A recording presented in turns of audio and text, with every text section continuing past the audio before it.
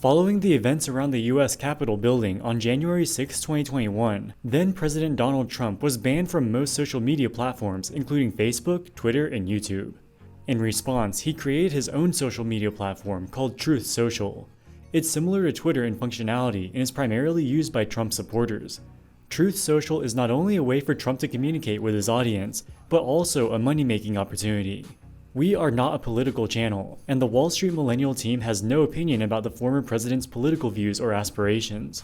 But when you take your company public via a SPAC, you become fair game. And that's what Trump has been attempting to do since late 2021 by merging Truth Social with Digital World Acquisition Corp. Soon after the merger was announced, the SEC began investigations of potential violations of securities laws. Separately, 3 individuals, including one former DWAC director, were indicted on charges of insider trading of DWAC shares to the tune of $23 million. The SEC complaints against both DWAC itself and the 3 alleged insider traders give us a rare look into the inner workings of how SPACs are organized and executed. In this video, we'll look at the legal problems which have thus far prevented the DWAC SPAC from merging, and what this could mean for Trump's Truth Social platform. As we will shortly see with DWAC, SPACs can be extraordinarily complex. Life insurance used to be complex as well, but this is no longer the case thanks to today's video sponsor, Ethos. Life insurance is a topic that people don't like to discuss, but if you have any loved ones who depend on you, being prepared for a worst-case scenario is always smart. Deciding to get life insurance can be a daunting task, as it's often an expensive, confusing, and time-consuming process. But thanks to Ethos, this is no longer the case. Ethos has created a seamless, 100% online application process, where you can get a quote in seconds, apply in minutes, and in most cases get coverage in the same day. This is because they've eliminated medical exams and blood tests, so you just have to answer a few health questions online. One of the top reasons that people don't get life insurance is that they think it's too expensive. According to a 2021 survey by Life Happens and LIMRA, the majority of people overestimate the true cost of life insurance by 3 times or more. The sooner you buy life insurance, the more affordable it's likely to be. You can expect to pay an average of 8 to 10% more each year you wait, so it's best to lock in a low rate as soon as possible. So make sure to get your own personalized free quote today by clicking on my link below.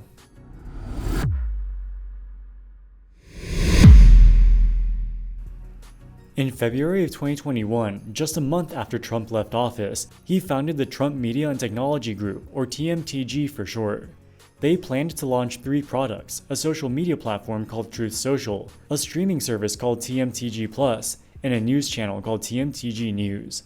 Building these ambitious product offerings would require substantial investment, and the company was likely to lose money for its first few years at least. Despite his immense personal wealth, Trump wanted outside investment to fund his new venture.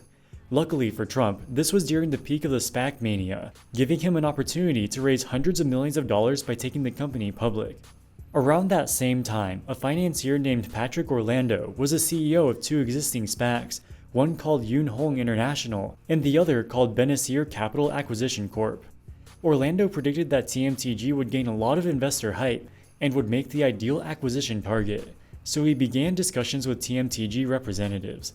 Despite the fact that he was a CEO, he still needed approval from the other directors of his SPACs to close the deal. Some of them were opposed to merging with TMTG. With his existing SPACs unable to acquire TMTG, Orlando bought a controlling stake in a different SPAC called Digital World Acquisition Corp, which at that point had not yet gone public. He appointed directors who were supportive of the TMTG merger plan. In June of 2021, Orlando signed a letter of intent to have DWAC enter into an acquisition agreement with TMTG. In the event that this fails to happen, Patrick Orlando would be personally liable for a $1 million breakup fee. In September of 2021, after Orlando signed the letter of intent, DWAC IPO'd on the Nasdaq, raising $290 million. Sure enough, in October of 2021, just a month after the SPAC IPO'd, they announced a definitive agreement to merge with the Trump Media and Technology Group. In the first days after the merger was announced, DWAC's share price surged to an intraday high of $175 as Trump supporters bought the stock. Before the SPAC IPO, Patrick Orlando raised funds by selling interest in the DWAC sponsor shares. When a SPAC executes a merger, the sponsor of the SPAC, in this case Patrick Orlando, receives equity in the combined business worth 20% of the SPAC's investment. This compensates the sponsor for organizing and executing the transaction. Orlando went around asking people to invest in these sponsor shares and told these prospective investors about his plans to merge with TMTG. One of these investors was a little-known Florida-based venture capital firm called Rocket One Capital. Rocket One invested $275,000 into the sponsor shares. As a result of Rocket One's investment, the venture capital firm's chief strategy officer, Bruce Gerlich, was appointed to be a director of DWAC. Despite Gerlich being a director of DWAC, it appears that he wasn't a big fan of the former president. Shortly after becoming a director, he communicated with his friends and family, saying he now had a front-row seat babysitting job, but it's well worth it for an unconventional investment. He had no love for Donald Trump, he just saw this as a way to make a quick buck. As a director, Gerlich was privy to insider information about the planned merger with TMTG. As a result of his access to insider information, he was not allowed to buy shares of the SPAC on the open market. Of course, Gerlich and two other Rocket One insiders did it anyway. When the merger with TMTG was announced, the Rocket One insiders wasted little time in dumping all of their shares, bagging $23 million of ill-gotten gains. In June of 2023, all men were indicted on charges of securities fraud, and each face up to 25 years in prison. But this insider trading scandal is the least of DWAC's concerns. The more pressing issue is fraud allegations against the SPAC itself, which has thus far prevented it from closing the merger.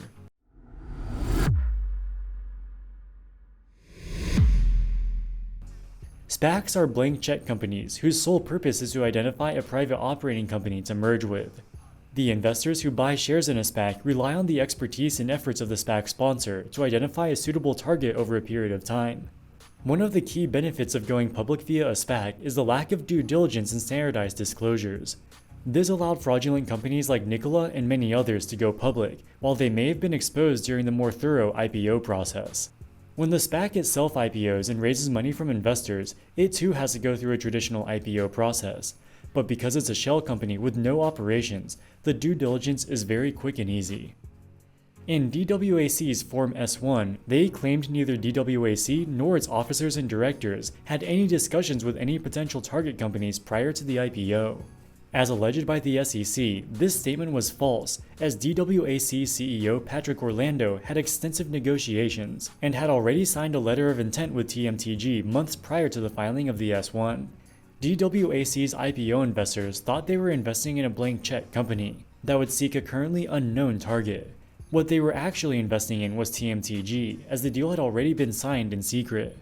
Thus, DWAC's investors were defrauded, as what they bought was materially different from what they were led to believe. The SEC opened an investigation into DWAC, and until this issue is resolved, they would not be allowed to close the merger.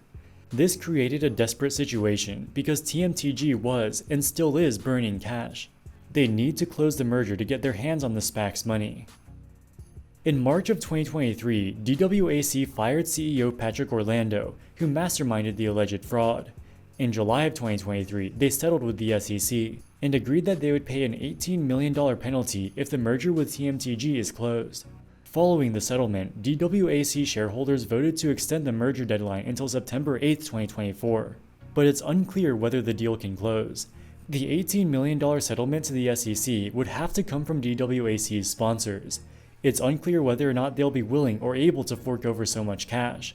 Thus far, TMTG has funded the development and launch of the Truth Social app by raising debt from private investors.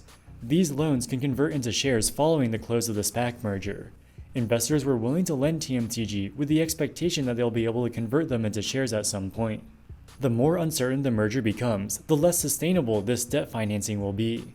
To be fair, if worse comes to worse, Trump himself could inject $18 million into the DWAC sponsor to pay the penalty and close the transaction.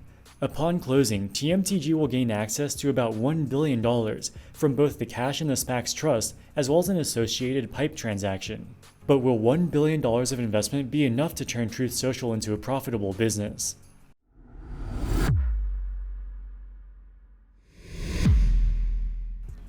According to Trump, Truth Social has become somewhat of a phenomena and has already posted bigger numbers than all other platforms, including TikTok, Twitter, Facebook, and the rest. Trump has tens of millions of supporters across the US, many of whom are sympathetic to his criticisms of big tech censorship. But we also have to consider the network effect. A social media platform is only useful to the extent that a lot of your friends and other people you care about are also using the platform. So unless all of your friends happen to be Trump supporters, you're probably better off just staying on Facebook or Twitter. As of April 2023, more than a year after the app's launch, it is estimated that the platform has 2 million monthly active users. Despite Trump's claims to the contrary, Truth Social has less than 1% of the monthly active users as TikTok, Twitter, or Facebook. Another problem is monetization. Truth Social's big selling point is a lack of content moderation. If you go on Truth Social, pretty much all you'll see is a bunch of pro-Trump content. As you might expect, the content posted on Truth Social can be extremely provocative. In some cases, the posts have become so extreme that even Truth Social itself has enforced at least limited content moderation. For better or for worse, most large corporations don't want their ads anywhere close to this type of content, as they fear that it could damage their brand image. We can take some clues from Rumble, another free speech social media platform which went public by merging with a SPAC in 2021. Similar to Truth Social, most of the content is on the right wing of the political spectrum, in what most people would consider fringe. In the second quarter of 2023, Rumble had 44 million monthly active users and generated $25 million of revenue. This represents a paltry $2.27 per user at an annualized rate. If we assume that Truth Social will make a similar amount of revenue per user, they would be making less than $5 million of revenue per year. This likely won't be enough to even keep the lights on.